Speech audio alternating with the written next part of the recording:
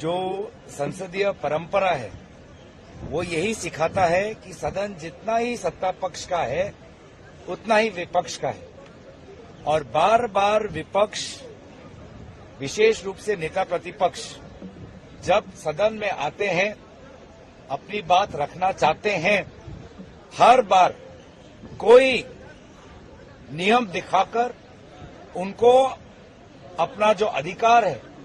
जो लोगों के मुद्दों को उठाना चाहते हैं, बार बार उनको उनके अधिकार से वंचित किया जाता है। नेता प्रतिपक्ष हमारे संवैधानिक ढांचे में, हमारे संसदीय परंपरा में एक बहुत ही महत्वपूर्ण पद है, लेकिन बार बार हम ये देख रहे हैं कि सदन के अंदर ऐसा एक माहौल आ जाता है कि सरकार के अगर कोई मंत्री हो, भाजपा के कोई विशेष सांसद हो, वो बस खड़े हो जाएं और उनका माइक चालू हो जाता है।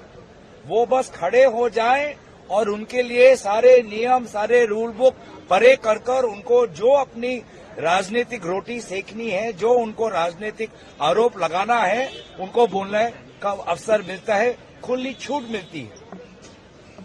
कल भी एक हमने उदाहरण देखा, आज से 2 दिन पहले, जब हमने एडजर्नमेंट मोशन लाए दिल्ली हाईकोर्ट के जज पर,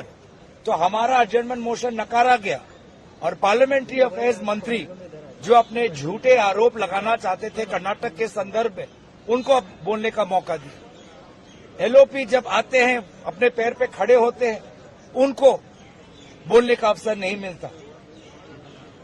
संसद की इतिहास हमने भी देखी है। आदरणीय सुषमा स्वराज जी जब वो नेता प्रतिपक्ष थे, उनको क्या सम्मान, उस पद को क्या सम्मान मिलता था, हम देखते थे लोकसभा के अंदर।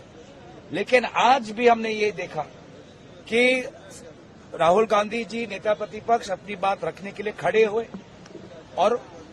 आदरणीय अध्यक्ष महोदय उन्होंने तुरंत हाउस को अडजर्न कर दिया। नेता प्रतिपक्ष के पद का नाम का जिक्र किया और जब नेता प्रतिपक्ष खड़े हुए तो आप सबने देखा कि कैसे अध्यक्ष महोदय ने ये सब देखते हुए भी उन्होंने हाउस को अडजर्न करके 2 बजे तक कर दिया। इसका विरोध में कांग्रेस पार्टी के सारे सांसदगण हम गए, अध्यक्ष जी से मिले, हमने अपनी आपत्ति और जो संसदीय परंपरा का जो अवहेलना हो रहा है, नेता प्रतिपक्ष जैसे संवैधानिक पद का की जो गरिमा है, उसकी जो अवहेलना हो रही है, वो हमने जोर से उठाया। हम बार बार ये देख रहे हैं कि संसद में सरकार के द्वारा एक ऐसा माहौल बनाया जा रहा है जिसमें नेता प्रतिपक्ष, विपक्ष और संसदीय परंपरा को धूल में मिलाने की कोशिश की जा रही है।